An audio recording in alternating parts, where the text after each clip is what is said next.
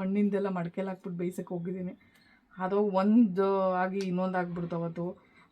So tragedy ಕತೆ ಆಗ್ಬಿಡ್ತಾವತ್ತು. So ತುಂಬ ಹೊಗೆ ತುಂಬ್ಕೊಂಡು ಫ್ಲೋರೆಲ್ಲ ಹರಡ್ಬಿಟ್ಟು ಆಮೇಲೆ ಎಲ್ಲರೂ ಬಂದ್ಬಿಟ್ಟು ಅಸೋಸಿಯೇಷನ್ಗೆ ಕಂಪ್ಲೇಂಟ್ ಮಾಡಿ ಒಬ್ಬರೇ ಇದ್ದಾರೆ ಇವರು ಸೂಸೈಡ್ ಮಾಡ್ಕೊಳ್ಳೋಕೆ ಟ್ರೈ ಮಾಡಿದ್ದಾರೆ ಅಂತ ಎಲ್ಲ ಹೇಳಿದ್ರು. ಆ ವಿಷಯ ಕೇಳಿದಾಗೆಲ್ಲ ನಂಗೆ ನಗು ಬರುತ್ತೆ ಇವತ್ತು. ನನಗೆ ಕೂದಲು ತಿಕ್ನೆಸ್ಸು ದಪ್ಪ ಇದೆ, ಅದ್ರ ಜೊತೆಗೆ ಹರಳೆಣ್ಣೆನೇ ಯೂಸ್ ಮಾಡ್ತಿದ್ದೆ ಮೊದಲಿಂದನೂ.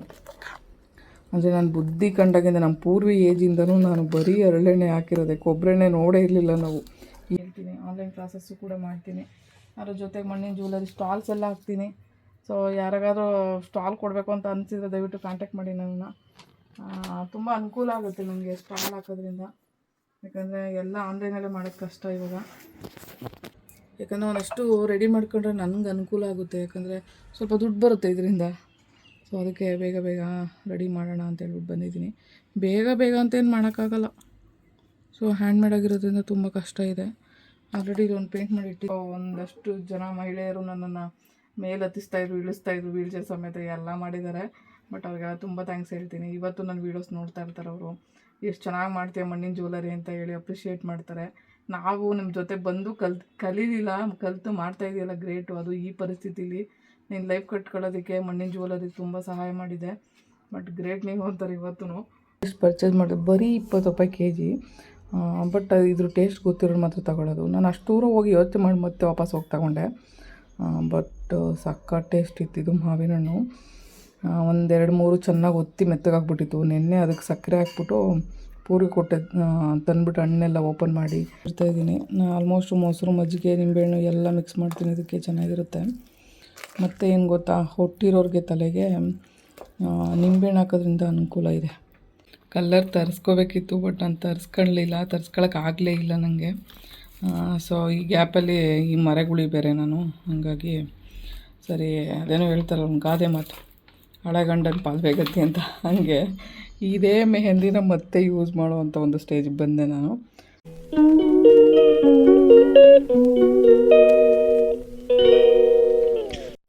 ಪೂರು ಕೈಲಿ ಮೊಸರು ಥರ ಕೇಳಿದ್ದೆ. ಸೊ ಇವಾಗ ಒಂದು ಹಣ್ಣಿತ್ತು, ಎಲ್ಲ ಬಿಡಿಸಿ ಇಟ್ಬಿಟ್ಟು ಇವಾಗ ರೈಸ್ಗೆ ಇಟ್ಟಿದ್ದೀನಿ ಮೊಸರನ್ನ ಮಾಡೋಣ ಅಂತ.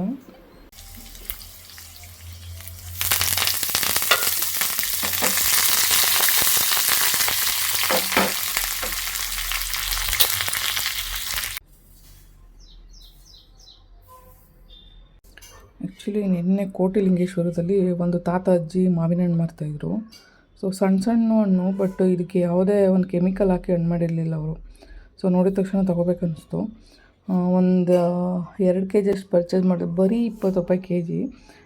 ಬಟ್ ಇದ್ರ ಟೇಸ್ಟ್ ಗೊತ್ತಿರೋರು ಮಾತ್ರ ತಗೊಳ್ಳೋದು. ನಾನು ಅಷ್ಟು ದೂರ ಹೋಗಿ ಯೋಚನೆ ಮಾಡಿ ಮತ್ತೆ ವಾಪಸ್ ಹೋಗಿ ತಗೊಂಡೆ. ಬಟ್ ಸಕ್ಕ ಟೇಸ್ಟ್ ಇತ್ತಿದ್ದು ಮಾವಿನ ಹಣ್ಣು.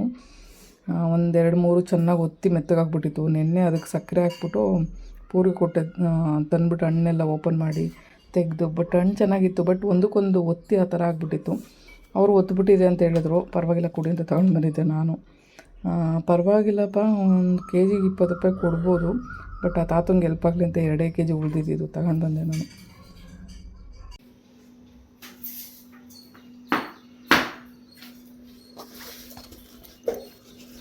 ಟೈಮ್ ಆಯ್ತದ, ಬೇಗ ಬ್ಯಾಗ್ ರೆಡಿ ಆಯ್ತು ನೋಡಿ. ಲಂಚ್ ಬ್ಯಾಗ್ ಇತ್ತು ನೋಡಿ. 8:15 ಆಗ್ಬಿಡ್ತು ಕಣಪ್ಪ, ಬೇಗ ಕಣಪ್ಪ. ಕೆಲವೊಬ್ಬರು ತುಂಬ ಸಾರಿ ಕೇಳಿರೋ ಪ್ರಶ್ನೆ, ಪೂರ್ವಿ ಸ್ಕೂಲ್ ಹೋಗಲ್ವಾ ಅಂತ. ಆ್ಯಕ್ಚುಲಿ ವೀಡಿಯೋ ಮಾಡಿಸ್ತೀನಿ ಅಂದ್ಬಿಟ್ಟು ಮಕ್ಳುಗಳಿಗೆಲ್ಲ ಸ್ಕೂಲ್ ತಪ್ಸೋಕ್ಕಾಗಲ್ಲ. ಏನಕ್ಕೆ ಈ ರಿಪೀಟೆಡ್ ಕ್ವಶನ್ ಕೇಳ್ತಾ ಇದ್ದೀರ ಅಂತ ನನಗಂತೂ ಗೊತ್ತಾಗಿಲ್ಲ. ರಜೆ ಇರೋವಾಗ ಮಾತ್ರ ಅವ್ನ ಕೈಲಿ ವೀಡಿಯೋ ಮಾಡಿಸೋದು, ಆಮೇಲೆ ಕೆಲವೊಂದು ಸಾರಿ ಅಷ್ಟೇ ಅವ್ನು ಫ್ರೀ ಇರೋವಾಗ ವೀಡಿಯೋ ಮಾಡಿಸೋದು. ಇದ್ದಿದ್ದ ಟೈಮೆಲ್ಲ ನಾನು ಯೂಟ್ಯೂಬ್ ಮಾಡ್ತಾಯಿದ್ದೀನಿ ಅಂತ ಹೇಳ್ಬಿಟ್ಟು ಮಗುಗೆ ರಜಾ ಹಾಕಿಸ್ಕೊಂಡು ನಾನೇನು ಅವ್ನ ಭವಿಷ್ಯ ಹಾಳು ಮಾಡ್ತಾಯಿಲ್ಲ. ಕೆಲವೊಬ್ಬರು ವ್ಯಂಗ್ಯವಾಗಿ ಕೇಳೋ ಅಂಥವ್ರಿಗೆ ಹೇಳ್ತಾಯಿದ್ದೀನಿ ಈ ಆನ್ಸರ್ನ. ಫೈನಲಿ ಬಂದೇ ಬಿಟ್ವಿ ನಮ್ಮ ಮನೆಗೆ. ಇವತ್ತು ರಾತ್ರಿ ಮಾತ್ರ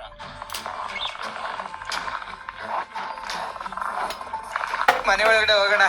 ಇಡ್ರಿ ಬಲ್ಗಾಲು. ವಾ ಗುರು, ಇದೇನು ಹಿಂಗಿದೆ. ಇದ್ರೊಳಗಡೆ ಬಂದ್ಬಿಟ್ರೆ ನಾವು ಫ್ರೋಜನ್ ಕೆರೆ ಮೇಲೆ ಇದೀವಿ ಅಂತ ಅನ್ಸೋದೇ ಇಲ್ಲ.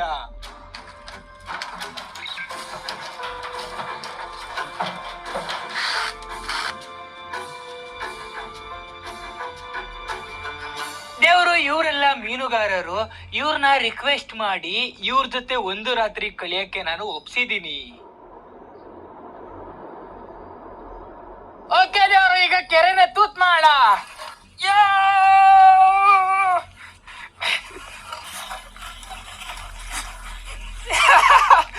ಎಷ್ಟೇ ತೂತ್ ಮಾಡಿದ್ರಿ ಇವ್ರ ಕೈಲಿ ಆಯ್ತಾ ಇಲ್ಲ ಅಂತ ಇವರೇ ಗೊತ್ತವ್ರೆ.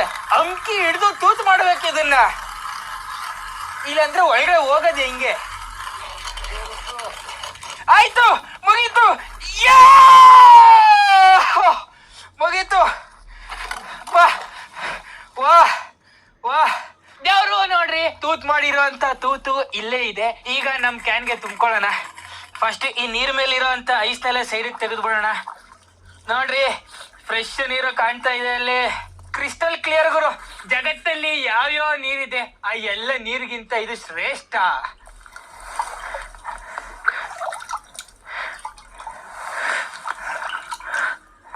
ದೇವರು, ಪನ್ನೀರಿನಂತ ನೀರ್ನ ಈಗ ಟೇಸ್ಟ್ ಮಾಡೋಣ.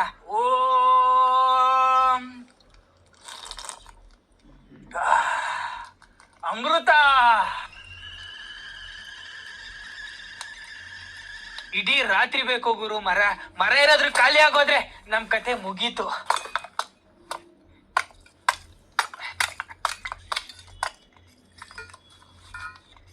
ಒಂದೇ ಒಂದು ಸೆಕೆಂಡ್ಗೆ ಕಣ್ರೆಪ್ಪೆ ಎಲ್ಲ ಐಸ್ ಆಗೋಯ್ತು ಗುರು.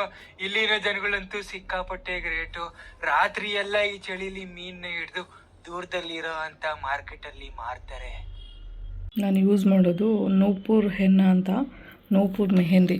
ಆ್ಯಕ್ಚುಲಿ ಈ ನಡುವೆ ಎಲ್ಲ ನಾನು ಕಲರೇ ಯೂಸ್ ಮಾಡಲಿಲ್ಲ. ಆ್ಯಕ್ಚುಲಿ ಅದು ಕಲರ್ ತರಿಸ್ಕೋಬೇಕಿತ್ತು, ಬಟ್ ನಾನು ತರಿಸ್ಕೊಳ್ಳೋಕ್ಕಾಗಲೇ ಇಲ್ಲ ನನಗೆ. ಸೊ ಈ ಗ್ಯಾಪಲ್ಲಿ ಈ ಮರಗುಳಿ ಬೇರೆ ನಾನು, ಹಾಗಾಗಿ ಸರಿ ಅದೇನೋ ಹೇಳ್ತಾರಲ್ಲ ಒಂದು ಗಾದೆ ಮಾತು, ಹಳೆಗಂಡನ ಪಾಲ್ಬೇಗತ್ತೆ ಅಂತ, ಹಾಗೆ ಇದೇ ಮೆಹಂದಿನ ಮತ್ತೆ ಯೂಸ್ ಮಾಡುವಂಥ ಒಂದು ಸ್ಟೇಜಿಗೆ ಬಂದೆ ನಾನು. ಆ್ಯಕ್ಚುಲಿ ಮಜ್ಜಿಗೆ ಮಾಡಿದ್ದೆ, ಅಂದರೆ ಕೆನೆ ಮೊಸರು ಜಾಸ್ತಿ ಇತ್ತಲ್ವ, ಹಾಗಾಗಿ ಮಜ್ಜಿಗೆ ವೇಸ್ಟ್ ಆಗುತ್ತೆ. ಸೊ ಅದ್ರ ಬದಲು ಇದಕ್ಕೆ ಹಾಕ್ಬಿಟ್ಟು ಕಲಿಸ್ಬಿಟ್ಟು ತಲೆಗೆ ಹಾಕ್ಕೊಬೋದು. ಸೊ ಇಷ್ಟು ಬೆಣ್ಣೆ ತೆಗೆದೆ ಅದರಿಂದ. ನೋಡಿ, ಇನ್ನು ಮಜ್ಜಿಗೆ ಐಟಮ್ಸ್ ಎಲ್ಲ ಇದೆ, ಹೊರಗಡೆ ತೆಗಿಬೇಕು ಅದನ್ನು. ಸೊ ಒಂದು ಸ್ವಲ್ಪ ಪರವಾಗಿಲ್ಲ, ಇಷ್ಟಪ್ಪ ಬೆಣ್ಣೆ ಬಂತು. ಸೊ ಏನು ಅನುಕೂಲ ಅಂತ ಹೇಳಿದ್ರೆ, ಮನೇಲಿ ಒಂದಷ್ಟು ಕೆನೆ ವೇಸ್ಟ್ ಆಗ್ತಾ ಇರುತ್ತೆ. ಆ ಕೆನೆನೆಲ್ಲ ಸಪ್ರೇಟ್ ಎತ್ತಿಡೋದ್ರಿಂದ ಒಂದು ಸಾರಿ ಬೆಣ್ಣೆ ಮಾಡ್ಬೋದು. ಅಟ್ಲೀಸ್ಟ್ ಯಾವಾಗಾದರೂ ನಾವು ಇದನ್ನು ಮಾಡ್ತೀವಿ, ಅಂದರೆ ದೋಸೆಗಳು ಮಾಡ್ತೀವಿ, ಇಡ್ಲಿ ಮಾಡ್ತೀವಿ, ಮತ್ತು ಪಲಾವು, ಚಿತ್ರಾನ್ನ, ಏನಕ್ಕೆ ಬೇಕಾದರೂ ಯೂಸ್ ಮಾಡ್ಬೋದು ನಾವು ಬೆಣ್ಣೆನ. ಸೊ ಅನುಕೂಲ ಆಗುತ್ತೆ ಮನೆಗೆ ಒಂದು ಕಡೆ, ಅದಕ್ಕೆ ನಾನು ಆ ಥರ ಮಾಡೋದು. ಸೊ ಈಗ ಈ ಮಜ್ಜಿಗೆ ಒಳಗಡೆ ಕಲಸಿಡ್ತಾಯಿದ್ದೀನಿ. ನಾನು ಆಲ್ಮೋಸ್ಟು ಮೊಸರು, ಮಜ್ಜಿಗೆ, ನಿಂಬೆಹಣ್ಣು ಎಲ್ಲ ಮಿಕ್ಸ್ ಮಾಡ್ತೀನಿ, ಇದಕ್ಕೆ ಚೆನ್ನಾಗಿರುತ್ತೆ. ಮತ್ತು ಏನು ಗೊತ್ತಾ, ಹೊಟ್ಟಿರೋರಿಗೆ ತಲೆಗೆ ನಿಂಬೆಹಣ್ಣು ಹಾಕೋದ್ರಿಂದ ಅನುಕೂಲ ಇದೆ. ಸೊ ನಿಂಬೆಹಣ್ಣು ಕೂಡ ಇದೆ ಇವಾಗ. ಅವತ್ತು ತಂದಿರೋವಂಥ ತೋಟದಿಂದ ನಿಂಬೆಹಣ್ಣು ಹಂಗೆ ಇದೆ. ಸೊ ಒಂದೆರಡು ನಿಂಬೆಹಣ್ಣು ಇದ್ರೊಳಗಡೆ ಹಾಕ್ಬಿಡ್ತೀನಿ. ಸೊ ನೋಡಿ, ಕಲರ್ ಹಾಕೊಳ್ಳೋಕ್ಕೆ ಟೈಮ್ ಇಲ್ಲ, ತರ್ಸೋಕ್ಕೆ ಟೈಮ್ ಇಲ್ಲ ಅಂದರೆ ಹಿಂಗೆ ಕತೆ. ಸ್ವಲ್ಪ ಮೊಸರು ಇದೆ, ಮೊಸರು ಕೂಡ ಆ್ಯಡ್ ಮಾಡ್ಕೋಬೋದು. ಸೊ ಕಲಸಿ ಇಟ್ಬಿಡ್ತೀನಿ ನಾನು. ಕಬ್ಬಿಣದ ಪಾತ್ರೆ ಇತ್ತು, ಸೊ ಅದು ತುಂಬ ತುಕ್ಕಿಡಿದ್ಬಿಟ್ಟಿತ್ತು. ಯಾಕಂದರೆ ಇದಕ್ಕೆ ಮಜ್ಜಿಗೆ ನೀರು ಎಲ್ಲ ಮಿಕ್ಸ್ ಮಾಡ್ತೀವಲ್ಲ, ಕಬ್ಬಿಣದ ಪಾತ್ರೆಯಲ್ಲೇ ಕಲಸಿಡಬೇಕು, ಚೆನ್ನಾಗಿರುತ್ತೆ ಮೆಹಂದಿ ಹಾಕ್ಬೇಕಾದ್ರೆ. ಬಟ್ ಏನು ಮಾಡೋದು, ಅದು ಪೂರ್ತಿ ಹಾಳಾಗ್ಬಿಟ್ಟಿತ್ತು, ಅದಕ್ಕೆ ಬಿಸಾಕ್ಬಿಟ್ಟಾಗಿ. ಬೇರೆ ಯಾವ್ದಾದ್ರು ತಗೊಡ್ಬೇಕು, ನೋಡೋಣ ಯಾವಾಗ ತೊಗೊಂಡು ಬರ್ತೀನಿ ಕಬ್ಬಿಣದ ಪಾತ್ರೆ ಅಂತ, ನನಗೂ ಗೊತ್ತಿಲ್ಲ.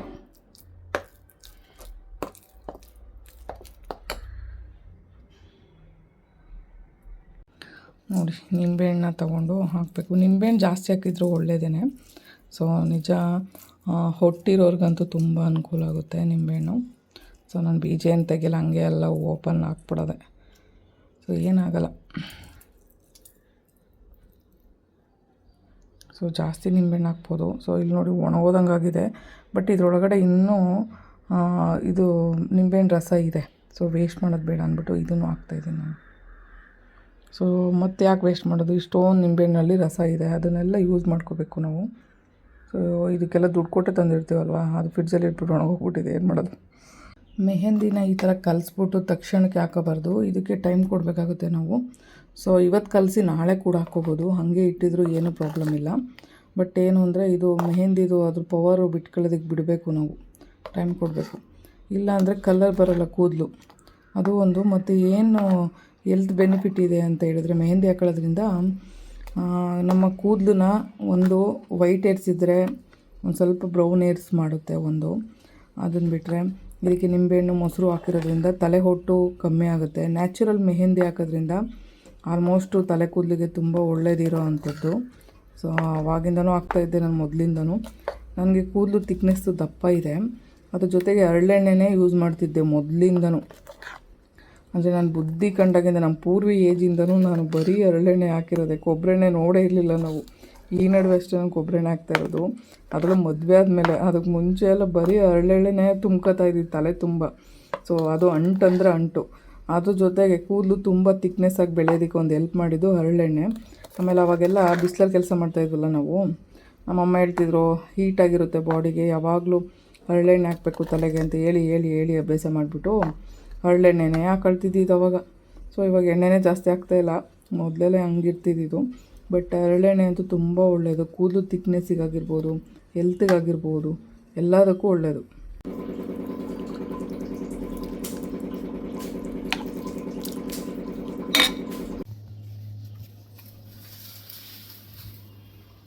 ಮೊನ್ನೆ ಅಷ್ಟೇ ಪುರಸಭೆ ಪಂಚಾಯತಿ ಹತ್ರ ಹೋಗ್ಬಿಟ್ಟು ನಾನು ಒಂದು ಕಂಪ್ಲೇಂಟ್ ಕೊಟ್ಟು ಬಂದಿದ್ದೆ. ಕಂಪ್ಲೇಂಟ್ ಅಂದರೆ ಆ್ಯಕ್ಚುಲಿ ಮನೆ ಅಕ್ಕಪಕ್ಕದಲ್ಲೆಲ್ಲ ಸಿಕ್ಕಾಪಟ್ಟೆ ಈ ಥರ ಗಿಡಗಳು ಬೆಳೆದ್ಬಿಟ್ಟಿದೆ ಅಂತ ಹೇಳ್ಬಿಟ್ಟು. ಸೊ 3 ದಿನ ಆದಮೇಲೆ ಇವಾಗ ಅದನ್ನು ಕ್ಲೀನ್ ಮಾಡೋಕ್ಕೆ ಬಂದಿದ್ದರು. ಸೊ ಅವರಿಗೆಲ್ಲ ಹೇಳ್ಬಿಟ್ಟು ಅಕ್ಕಪಕ್ಕದಲ್ಲೆಲ್ಲ ಸ್ವಲ್ಪ ಕ್ಲೀನ್ ಮಾಡ್ತಾಯಿದ್ರು. ಅದಾದಮೇಲೆ ಸ್ವಲ್ಪ ಪೇಂಟಿಂಗ್ ಮುಗಿಸೋಣ ಅಂತ ಹೇಳ್ಬಿಟ್ಟು ನಾನು ಈ ಟೇಬಲ್ ಹತ್ರ ಬಂದೆ. ಸೊ ಪೇಂಟಿಂಗಿಗೆ ತುಂಬ ಟೈಮ್ ತೊಗೊಳುತ್ತೆ, ಹ್ಯಾಂಡ್ಮೇಡ್ ಆಗಿರೋದ್ರಿಂದ. ಇವಾಗ ನಾವು ಹೊಸ ಡಿಸೈನ್ ಜ್ಯುವೆಲರಿಗಳನ್ನ ಮಾಡ್ತಾ ಇರೋಂಥದ್ದು. ಆ್ಯಕ್ಚುಲಿ ಸ್ಟಾಲ್ ಇದೆ 7, 8, 9 ಶಿವಮೊಗ್ಗದಲ್ಲಿ. ಸೊ ಅಷ್ಟರಲ್ಲಿ ಇನ್ನೊಂದಷ್ಟು ಐಟಮ್ಸ್ ರೆಡಿ ಮಾಡ್ಕೊಳ್ಳೋಣ, ಟೆರಾಕೋಟಾ ಜ್ಯುವೆಲರಿ ಅಂದ್ಬಿಟ್ಟು ಪೇಂಟ್ ಮಾಡಿ ಇಟ್ಕೊಳ್ತಾಯಿದ್ದೀನಿ. ಆ್ಯಕ್ಚುಲಿ ಇಲ್ಲಿ ಸ್ವಲ್ಪ ಸೆಟ್ಸ್ ಇದೆಯಲ್ಲ, ಅದಕ್ಕೆ ಬೀಡ್ಸ್ ಬೇಕು. ಅದಕ್ಕೆ ತಂತಿಲೆಲ್ಲ ಪೋಣಿಸ್ಬಿಟ್ಟು ಪೇಂಟ್ ಮಾಡಿರೋದು. ಸೊ ಇನ್ನೂ ಇದೆ ಒಂದಷ್ಟು ಸೆಟ್ಸ್ ಇಲ್ಲಿದ್ದಾವೆ, ಇಲ್ಲೆಲ್ಲ ಇದೆ. ಸ್ವಲ್ಪ ನಿಧಾನವಾಗಿ ಎಲ್ಲ ತೆಗೆದು ಎಲ್ಲ ಪೇರ್ ಯಾವ್ದಾದ್ರೆ ಎಲ್ಲ ಹುಡುಕಿ ಪೇಂಟ್ ಮಾಡಬೇಕು ಇವಾಗ. ಯಾಕಂದರೆ ಒಂದಷ್ಟು ರೆಡಿ ಮಾಡ್ಕೊಂಡ್ರೆ ನನಗೆ ಅನುಕೂಲ ಆಗುತ್ತೆ. ಯಾಕಂದರೆ ಸ್ವಲ್ಪ ದುಡ್ಡು ಬರುತ್ತೆ ಇದರಿಂದ. ಸೊ ಅದಕ್ಕೆ ಬೇಗ ರೆಡಿ ಮಾಡೋಣ ಅಂತ ಹೇಳ್ಬಿಟ್ಟು ಬಂದಿದ್ದೀನಿ. ಬೇಗ ಅಂತೇನು ಮಾಡೋಕ್ಕಾಗಲ್ಲ. ಸೊ ಹ್ಯಾಂಡ್ಮೇಡ್ ಆಗಿರೋದ್ರಿಂದ ತುಂಬ ಕಷ್ಟ ಇದೆ. ಆಲ್ರೆಡಿ ಇದೊಂದು ಪೇಂಟ್ ಮಾಡಿ ಇಟ್ಟಿದ್ದೀನಿ ನೋಡಿ, ಆರ್ಟ್ ಶೇಪ್ದು. ಸೊ ಡಬಲ್ ಕಲರಲ್ಲಿ ಪೇಂಟ್ ಮಾಡಿ ಇಟ್ಟಿದ್ದೀನಿ, ಇನ್ನೂ ಒಣಗಿಲ್ಲ ಸರಿಯಾಗಿ. ಇದು ಒಣಗಬೇಕು. ಒಣಗಾದ್ಮೇಲೆ ಇದು ಪೇರು ಜುಮ್ಕ, ಇದು ಒಣಗಿಲ್ಲ, ಮುತ್ತೂರು ಸಾಕು ಅಂಟ್ಕೊಬಿಡುತ್ತೆ ಪೇಂಟ್ ಬಂದು. ಸೊ ಇದಕ್ಕಿದು ಪೇರ್ ಮಾಡಿದ್ದೀನಿ.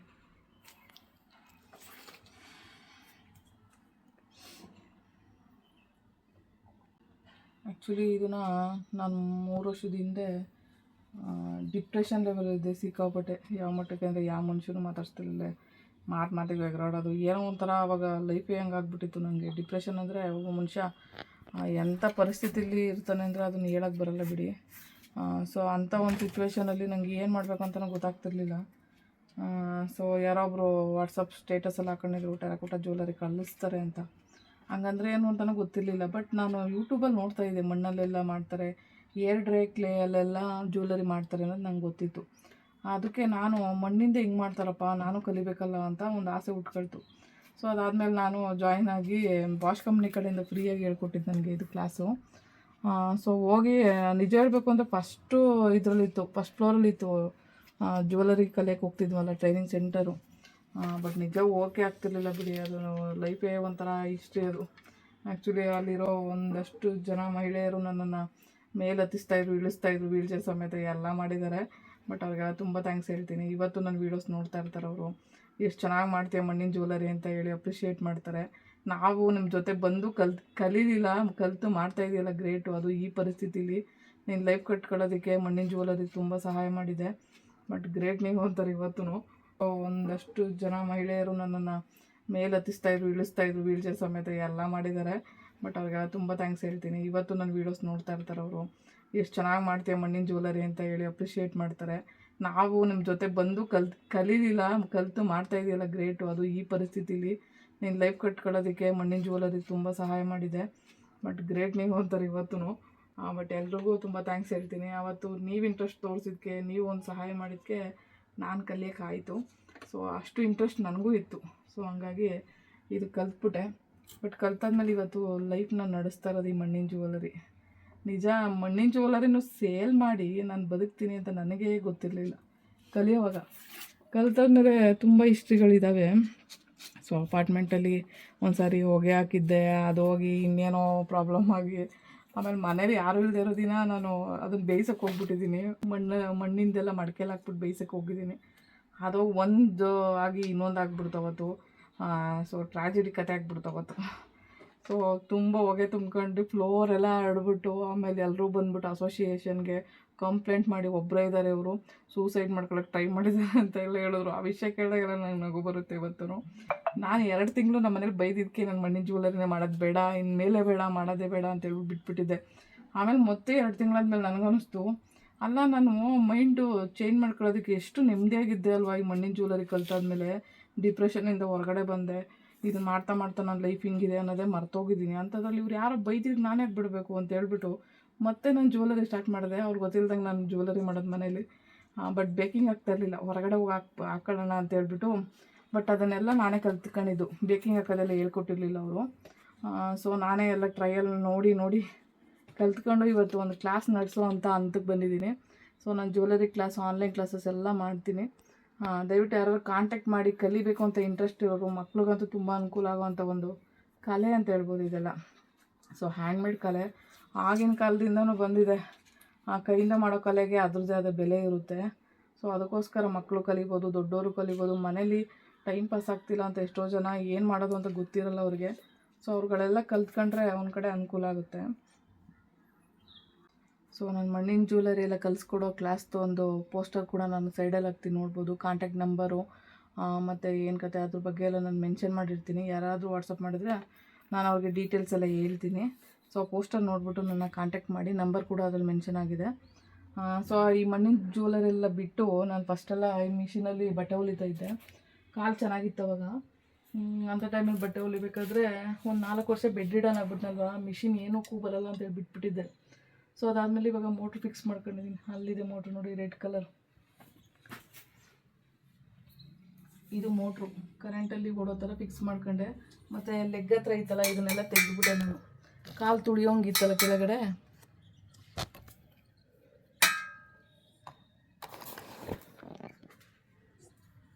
ಸೊ ಇದು ಕೈಯಲ್ಲಿ ಕಂಟ್ರೋಲ್ ಮಾಡೋ ಅಂಥದ್ದು ಪವರ್ ಮಿಷಿನ್ಗೆ. ಇದು ಕಂಟ್ರೋಲ್ ಮಾಡ್ಕೊಂಡು ನಾನು ಇವತ್ತು ಕೂಡ ಬಟ್ಟೆ ಹೊಲಿತೀನಿ.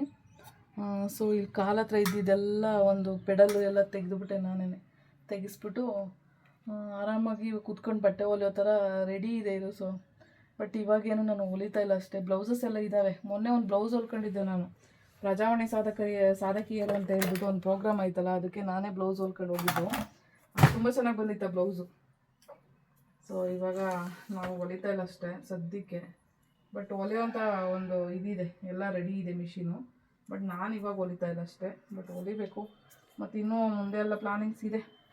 ಏನೆಲ್ಲ ಕೆಲಸಗಳು ಮಾಡ್ತೀನಿ ಎಲ್ಲನೂ ಹೇಳ್ತೀನಿ. ಆನ್ಲೈನ್ ಕ್ಲಾಸಸ್ಸು ಕೂಡ ಮಾಡ್ತೀನಿ. ಅದ್ರ ಜೊತೆಗೆ ಮಣ್ಣಿನ ಜ್ಯುವೆಲರಿ ಸ್ಟಾಲ್ಸ್ ಎಲ್ಲ ಹಾಕ್ತೀನಿ. ಸೊ ಯಾರಿಗಾದ್ರೂ ಸ್ಟಾಲ್ ಕೊಡಬೇಕು ಅಂತ ಅನಿಸಿದ್ರೆ ದಯವಿಟ್ಟು ಕಾಂಟ್ಯಾಕ್ಟ್ ಮಾಡಿ ನನ್ನ. ತುಂಬ ಅನುಕೂಲ ಆಗುತ್ತೆ ನನಗೆ ಸ್ಟಾಲ್ ಹಾಕೋದ್ರಿಂದ. ಯಾಕಂದರೆ ಎಲ್ಲ ಆನ್ಲೈನಲ್ಲೇ ಮಾಡೋದು ಕಷ್ಟ ಇವಾಗ. ಸೊ ನಾನು ಅದನ್ನು ತೊಗೊಂಡು ಕೊರಿಯರ್ಗೆ ಹಾಕಿ, ಅಂದರೆ ಆವಾಗವಾಗಲೇ ಕೆಲವೊಬ್ರು ಆರ್ಡ್ರ್ ಮಾಡ್ಕೊಳ್ತಾರಲ್ಲ, ಅವರಿಗೆಲ್ಲ ನಾನು ಪೋರ್ಟರ್ ಎಲ್ಲ ಮಾಡ್ತೀನಿ. ಹಂಗೂ ಕೂಡ ಆರ್ಡ್ರ್ ಮಾಡ್ಕೋಬೋದು. ರಿಟರ್ನ್ ಗಿಫ್ಟಿಗೆಲ್ಲ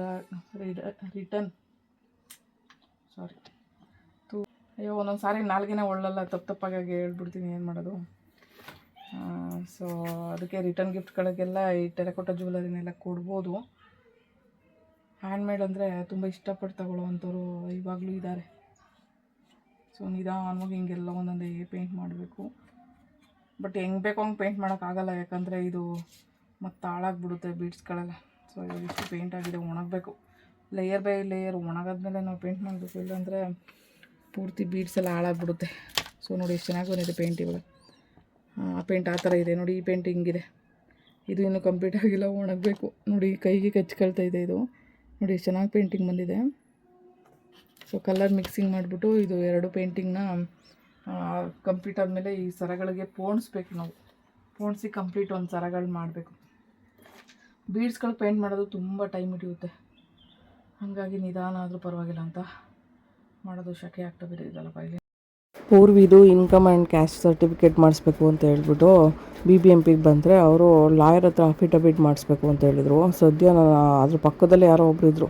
ಸೊ ಹೋಗಿ ಅದಕ್ಕೆ ಅಪ್ಲೈ ಮಾಡಿ 300 ರೂಪೀಸ್ ಆಯಿತು. ಸೊ ಬಂದಮೇಲೆ ನಾನು ಮನೆಗೆ ಯಾಕೋ ಬಜ್ಜಿ ತಿನ್ನಬೇಕಂತ ಅನ್ನಿಸ್ತು. ಆಲೂಗಡ್ಡೆ ಬಜ್ಜಿ ನಮ್ಮ ಪೂರ್ವಿಗೆ ಮಾಡಿಕೊಡ್ತಾಯಿದ್ದೀನಿ. ಮೆಣಸಿನ್ಕಾಯಿ ಬಜ್ಜಿ ಮಾತ್ರ ನಾನು ತಿನ್ನೋದು. ನಂಗೆ ಆಲೂಗಡ್ಡೆ ಬಜ್ಜಿ ಈ ಥರ ಎಲ್ಲ ಇಷ್ಟ ಆಗೋಲ್ಲ. ನನಗೆ ಬೋಂಡನ ಅಷ್ಟೇನು ಇಷ್ಟಪಡಲ್ಲ. ನನಗೆ ಮೆಣಸಿನ್ಕಾಯಿ ಬಜ್ಜಿ ಅಂದರೆ ತುಂಬ ಇಷ್ಟ. ಸೊ ಅದಕ್ಕೋಸ್ಕರ ಅಷ್ಟೇ ಅದೊಂದು ಮಾಡೋದು ನಾನು. ಇವಾಗ ಬಜ್ಜಿ ಮಾಡ್ತಾಯಿದ್ದೀನಿ, ಆಲೂಗಡ್ಡೆ ಬಜ್ಜಿ. ಇವಾಗ ಒಂದು ಸ್ವಲ್ಪ ಇದು ಗ್ಯಾಸು ಲೆಂತಾಗಿರೋದ್ರಿಂದ ನೀಟಾಗಿ ಕಾಣಿಸುತ್ತೆ ನನಗೆ. ಬಜ್ಜಿ ಮೆಣ್ಸಿನ್ಕಾಯಿ ಸ್ವಲ್ಪ ಕಟ್ ಮಾಡ್ಕೊಂಡಿದ್ದೀನಿ. ನಂಗೆ ಬಜ್ಜಿ ಮೆಣ್ಸಿನ್ಕಾಯಿದು ಬಜ್ಜಿ ಅಂದರೆ ತುಂಬ ಇಷ್ಟ. ಆಲೂಗಡ್ಡೆ ಪೂರ್ವಿಗೆ ಅಂತ ಪ್ರತಿ ಸಾರಿನೂ ಆಲೂಗಡ್ಡೆ ಸಿಪ್ಪೆ ತೆಗಿತಾ ಇದೆ. ಹೋಗೋತ್ತಾಗ ಎಣ್ಣೆ ಕೈ ಬಿಟ್ಟಿತ್ತು, ಅದಕ್ಕೆ ಯಾವ ಸಿಪ್ಪೆನ ತೆಗೆದ್ಬೇಡ ಅಂತ ತೊಳೆದಿದ್ದೆ. ಹಂಗಾಗಿ ಹಂಗೆ ಕಟ್ ಮಾಡಿಬಿಟ್ಟೆ. ಏನಾಗಲ್ಲ ಆಲೂಗಡ್ಡೆ ಸಿಪ್ಪೆ ಹಾಕಿದ್ರು. ಸೊ ಬಜ್ಜಿ ಆಗಿದೆ, ತೆಗಿಬೇಕು ಇವಾಗ. ಬೆಂದಿದೆ ಆಲ್ರೆಡಿ.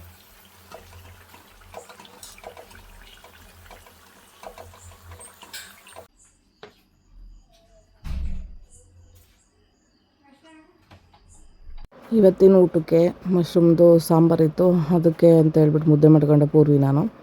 ಅದಾದಮೇಲೆ ಮೊಸರುದು ಬೆಳಗ್ಗೆ ಮಾಡಿರೋ ಅಂಥ ಒಂದು ಡಿಶ್ ಅಂತ ಹೇಳ್ಬೋದು. ಸೊ ಇವತ್ತಿನ ವಿಡಿಯೋ ಇಷ್ಟೇ. ವಿಡಿಯೋ ಹೇಗೆ ಬಂತು ಹೇಳ್ಬಿಟ್ಟು ಕಮೆಂಟ್ ಹಾಕಿ. ತುಂಬ ಜನ ಹೇಳಿದ್ರ ವಿಡಿಯೋ ಇವಾಗ ತುಂಬ ಚೆನ್ನಾಗಿ ಬರ್ತಾ ಇದ್ದಾವೆ ಅಂತ. ಎಲ್ರಿಗೂ ತುಂಬ ಥ್ಯಾಂಕ್ಸ್ ಹೇಳ್ತೀನಿ. ಹೀಗೆ ಸಪೋರ್ಟ್ ಮಾಡ್ತಾಯಿರಿ. ನಾನೊಂದು ಚಿಕ್ಕ ಪ್ರತಿಭೆ. ಸೊ ನನ್ನ ವಿಡಿಯೋಸ್ ನೋಡಿದ್ರೆ ನಿಮಗೆ ಒಳ್ಳೇದಾಗ್ತಿದೆ ಅನ್ನೋದಾದರೆ ನನಗೆ ಇನ್ನೂ ಹೆಲ್ಪ್ ಆಗುತ್ತೆ.